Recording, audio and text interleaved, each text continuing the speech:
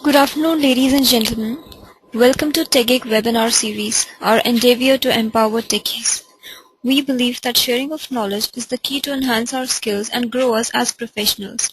With this principle in mind, we have initiated a series of webinars conducted by industry experts to give you all a crisp insight of various domains. The topic of today's session is Intelligent Power Management of IT Infrastructure. Our guest speaker today is Mr. Srinivas Varadarajan, CEO, Vigyan Labs Innovations Private Limited. Mr. Srinivas is the founder and CEO of Vigyan Labs and has 20 plus years of experience in the IT industry. In the past, Srinivasan worked with Hewlett-Packard, Perot System, and held very senior positions in the organizations, leading engineering teams that build systems such as Amadeus and eSpeak among others, HP eSpeak among others. Recently, Srinivas was one of the key IT architects for the Aadhaar program and has also served the Indian Air Force in design of biometric systems. Srinivas holds 4 patents, including his latest one for application sensing, power management of IT infrastructure. He holds a MTech from IIT Bombay. So without any further delay, I introduce you all to our guest speaker.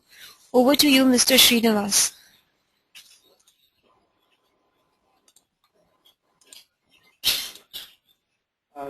Good afternoon, everybody.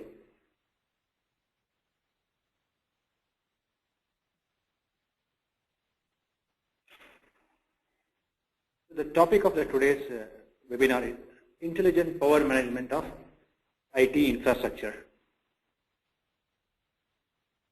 Let me just go through the agenda.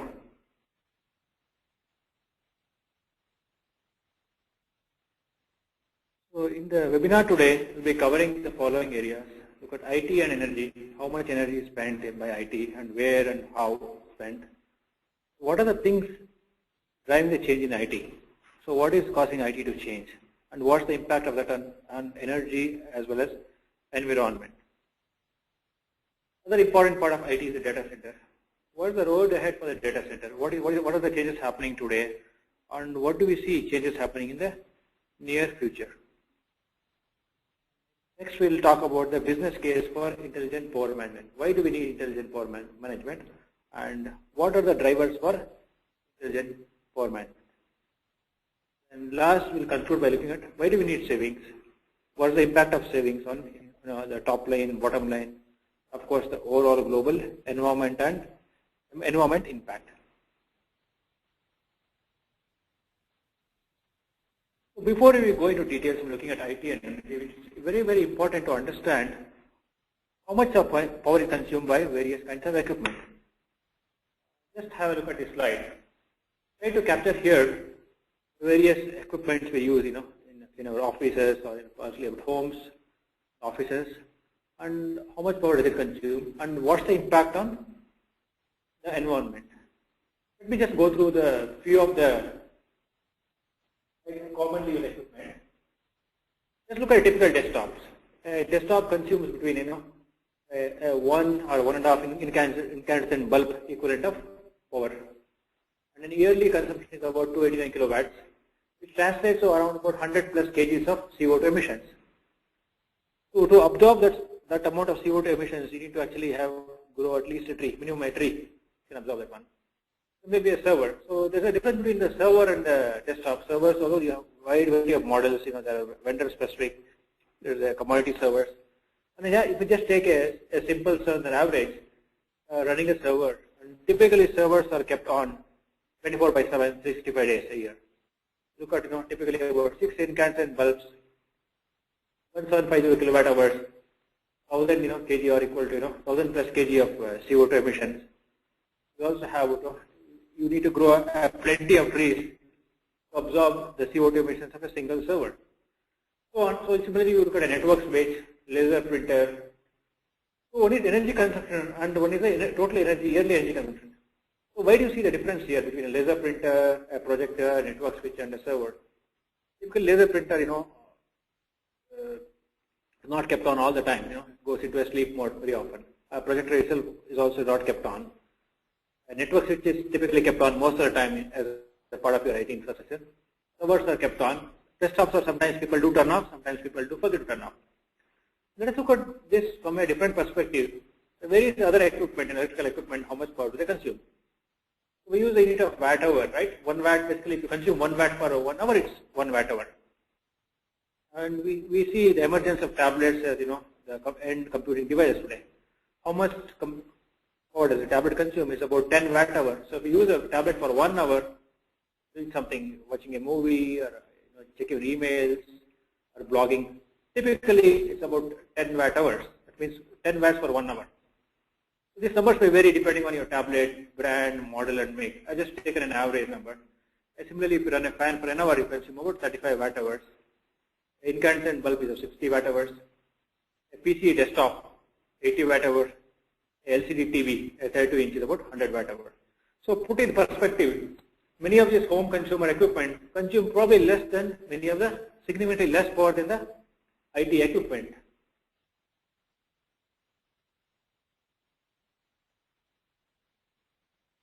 Let me go ahead and look at how much energy do you consume globally. Electrical energy, I mean the electrical part, electrical energy only. If you look at the World Bank report on the energy consumption as of 2009, so it's about a couple of years earlier, but you can as well extrapolate the growth and see how it is today. A global energy consumption in 2009 as per the World Bank report is 18,500 terawatts. Terawatt is huge, right? We have a kilowatt, 1,000 watt is a watt hour is a kilowatt hour, 1,000 kilowatt hour is 1 megawatt hour, 1,000 megawatt hour is 1 gigawatt hour, so 1,000 gigawatt hour is 1 terawatt hour. So you are saying 18,500 terawatt hour. It means you are running so much, you are consuming so much of power.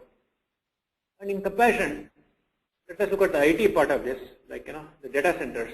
The data centers are basically the sites which power the servers. For example, Google has its own data center, Yahoo, Google, Facebook, LinkedIn, everybody has their own data centers. And data centers host servers, storage, other equipment for all these applications to run. So as for the latest census from the Data Center Dynamics, the global data center power consumption is about 322 terawatt hours.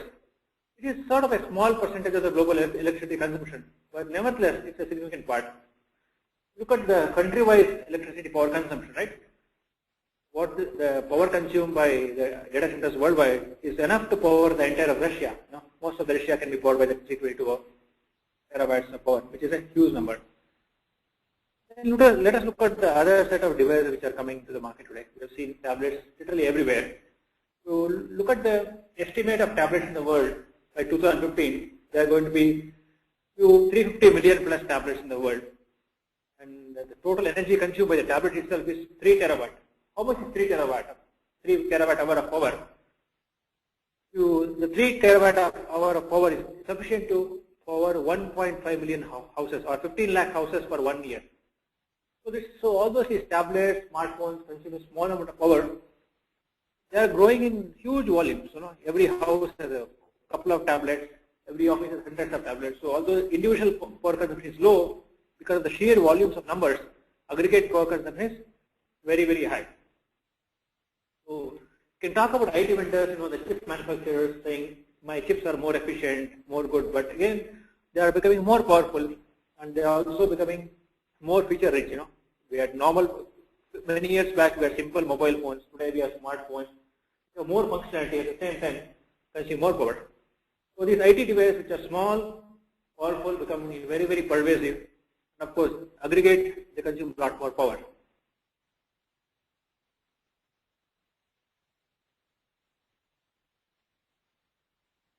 Let us look at what is happening in the entire industry itself. What is driving change?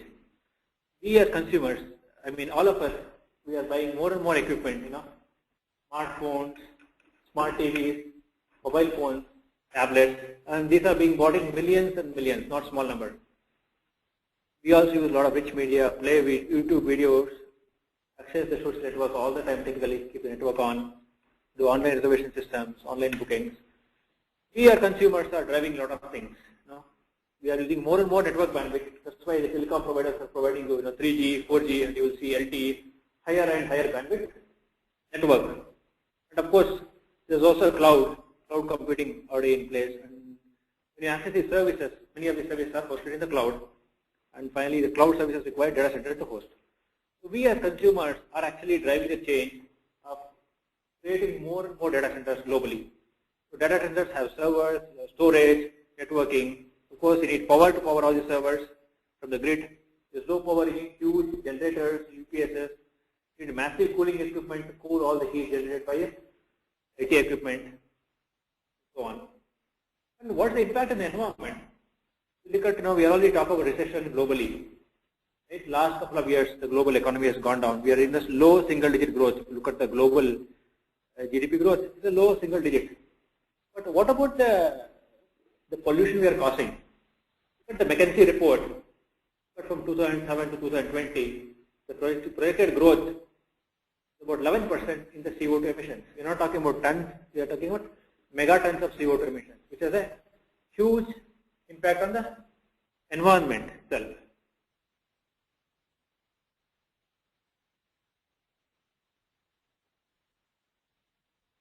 Let's go into a little more detail on the various factors which are driving this change.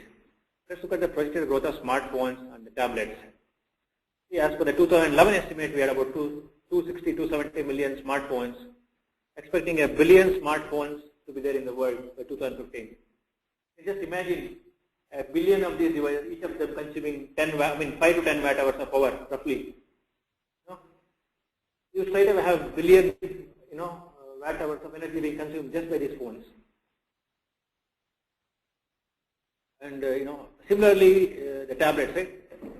The projected growth rate of tablets is about 350 million by 2015. So just as I talked about, these tablets and smartphones itself has a big impact. Although they consume small amount of power by unit, but the sheer numbers in millions and hundreds of millions together, they consume a large amount of power, which itself has a big impact on the indirectly impact on the environment, because large number of smartphones devices themselves consume power directly.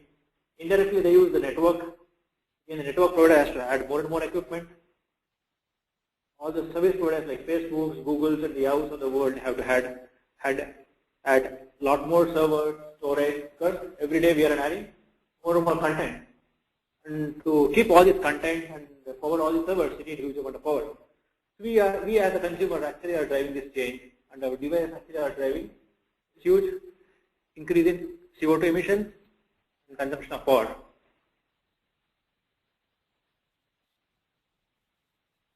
Let us look at how much of data we have. Every year you must have seen, we had, once upon a time we had megabytes of disk. We have gigabytes, we have terabytes. The disk size capacity is increasing. On average, look at last decade, year on year, the capacity of a single disk is increasing by about 40% every year. Although disk capacity is increasing 40% a year, the content is increasing at a much faster pace. We always, once upon a time we said, 20 MB of a disk was very good enough for us. I'm happy with it. But today I think many of us have a terabyte of disk on the desktops or the laptops. We still find it's insufficient. So globally, if you look at the storage capacity worldwide, it's in exabytes. So what's an exabyte? We have, 1000 kilobytes is a megabyte, 1000 megabytes is a gigabyte, 1000 gigabyte is a terabyte, 1000 terabyte is a petabyte, and 1000 petabytes is a exabyte. And these systems globally, if you were to put together in a system, just look at the amount of space it takes globally.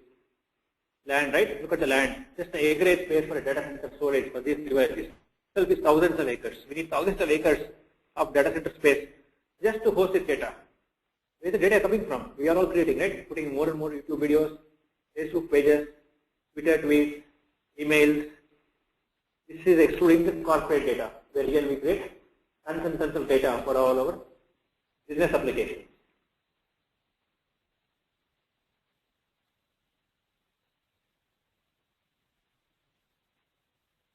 So we are consumers. As consumers, we are having more and more smartphones, tablets. We probably have, in near time we'll be having a few smartphones at home, few tablets at home. Increased number of smartphones has an impact on the telecom infrastructure. So the telecom service provider has to provide more equipment. He has to provide more base stations, more cell towers, And all these things drive his backend infrastructure itself. More cell towers, more generators. Again, these cell towers need to be powered up by a data center which hosts the servers for your billing systems, providing systems, backend systems, and so on. So there's a huge increase in the telecom infrastructure required. Similarly, all the services we access online, the Facebook, the Google, and Yahoo, they all need to upgrade the infrastructure continuously, which results in increased amount of storage, servers, and network.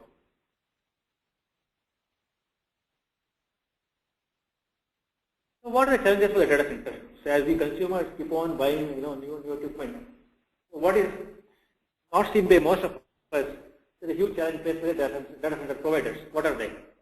See, Intel Gordon Moore long back defined this Moore's law. That means every 2 years we double the 18 months we double the capacity of a CPU in terms of the increasing density or increasing power. How are these servers stored in a data center? Data center, basically we have this racks, we call it the 42U. This is the standard size. A U is a unit of measurement in a rack in a data center. Typically 1 U is equal to 1.75 inch. So when you put servers in a rack consumes about, a rack is typically takes a physical space about 10 square feet. In 10 square feet of area we are consuming about 3 to 7 kilowatts of power. I'm saying kilowatts, not kVA, it's kilowatts of power. But what is happening? The microprocessor manufacturers, the hardware vendors are coming with more and more powerful servers. What is happening with these more and more powerful servers is that in the 42U rack with a 10U itself, I am able to consume 7 kilowatts of power. That means I have a huge rack which is sparsely populated. I am not able to fill the rack because I don't have a sufficient power to power all my servers in a single rack, which means my data center space has to increase hugely because I need to spread the rack. Either the option is to spread the rack or increase the density of the servers in the rack. Increasing the density of the servers in the rack has a big impact because electrical cables are laid long back. You can't easily go and change all these back-end cables, your generator, distribution panels. That's one part. Second part is you need to provide more and more cooling. Whatever power a server consumes, you need equal amount of power to cool these high-end servers. So cooling is a big challenge today. More number of servers in the rack means you need to provide more air conditioning to cool them. It also increases noise, so weight. And we look at IT, right? There are two parts of the data center. One is the IT part, is the electrical part. IT part is where we look at provisioning IT, servers, storage, and network equipment. There is also electrical capacity. It means as and when you keep on adding more servers, you need to provision more power in terms of, you need to add more UPSs, more generators, all your distribution switches. So all the electrical capacity has to be increased, and which is not very easy. And data centers use what is known as power utilization efficiency. I will talk about this little later in the presentation. What does it mean? Data centers use only PV to measure how efficient a data center is, but it's not a good measure. How much does the power cost in a data center? So this is very, very surprising. For those of you who have not been in the data center, have a look at this last bullet item. So when you put one rack of servers in a data center, so you need power to power the servers. You also need air conditioning to cool the servers. So one rack space of servers, typically where you can keep around 10 to 15 servers in a data center in one rack, it costs about 1 lakh rupees per month. So imagine a data center of 100 racks, which is not very uncommon these days. 100 racks will have about 1,000 servers, will have about 1 crore of rupees electrical bill every month, which is behind, and it is not going to come down, it is going to increase over time.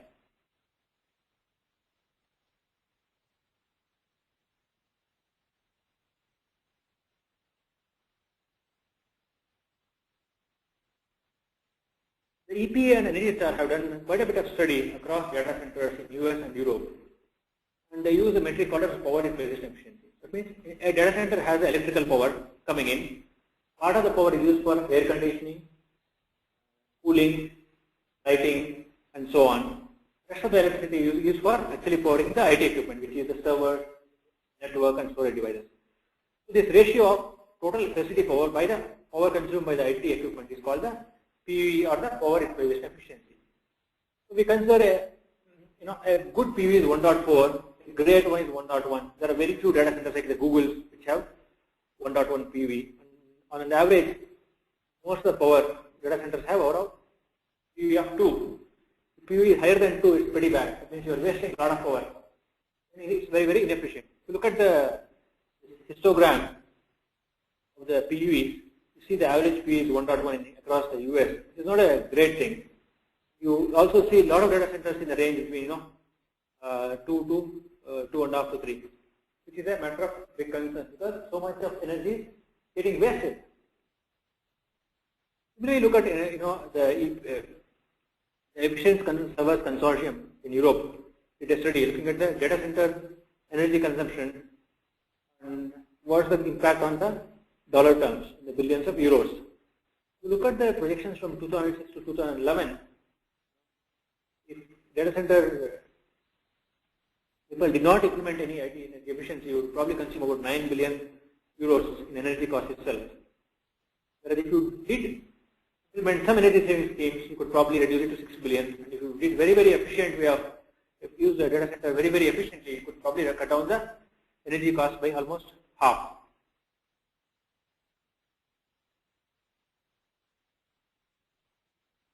This is another study from UK, Department of Energy and Climate, which is a study of the energy cost, right? Look at 2001, take 2001 as the base, almost a 77% increase in the electricity cost. And you will probably see similar trends everywhere. Slowly, because these data centers and IT equipment is causing indirect impact on the environment, you will probably end up paying additional expenses towards overcoming the environmental related costs. And whatever is seen in UK, probably you see a similar trend either in India and the US. You will probably see a similar trend.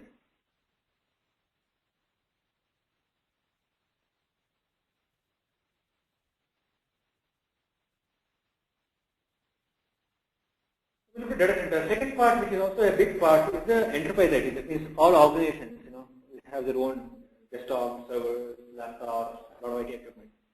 That's also a big number.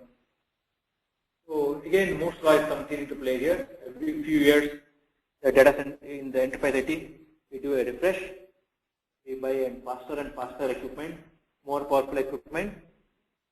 Then enterprise IT consists of quite a variety of equipment. You have desktops, a lot of networking equipment, wired and wireless, printers, projectors, a significant number of servers. And recently we have seen an increase in number of devices like smartphones and tablets. And most of the enterprises do have a single electricity bill, and then for both IT and non-IT. So facilities department ends up paying the bill, and IT is not in the picture of the electricity costs in a typical enterprise. And there are no tools, no data to exactly measure how much power does IT consume, how much power should I provision to the electrical side of it. So it's either under provisioned or very often is very highly over provisioned, which means electrical capacity planning is inefficient. It's not designed to meet the IT requirements because there's no data and no way to measure how much energy is required for the IT equipment. And the part of the reason has been because there's no easy way to measure IT power. You may not look at a single desktop or server. You keep on buying hundreds of equipment over years. You have so many brands, so many models, and it's very hard to measure. And you look at a CO dashboard, power consumption, CO2 emission is not in the radar. You just look at a business metrics, business revenue, top line, bottom line. Somehow this power is not in the radar, but I think just a matter of time, power and CO2 emissions will be one of the business metrics or the key KPIs of CIOs.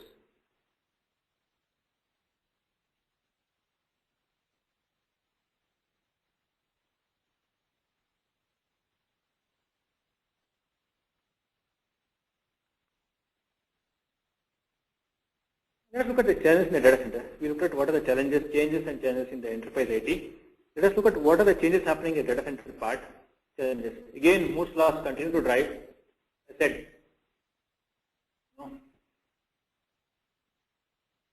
the rack density is increasing, just creating a lot of challenges. Electrical IT capacity planning is an issue, and data center bill, power bill is rising. I said this, as of today, it's 1 lakh per rack per month. It's just going to rise over time. So, what we see today is there's sort of a crisis, in the dilemma between IT and energy. So what can we do about resolving this energy crisis?